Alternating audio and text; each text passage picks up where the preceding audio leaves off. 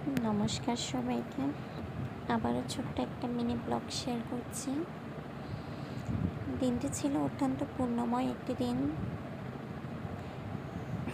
সবাই মিলে গিয়েছিলাম ঠেগারকুনি বুড়ো গোসাই মন্দিরে।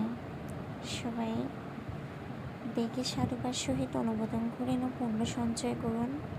সেদিন নানাবিধ পুণ্য কাজ যেটি সম্পাদন করেছে আমার ছোট্ট সোনার মঙ্গল ও নিরোগ দীর্ঘ জীবন কামনায়,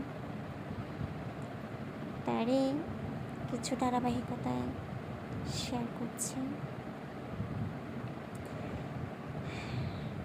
সবাই আশা করছি ভালো লাগবে।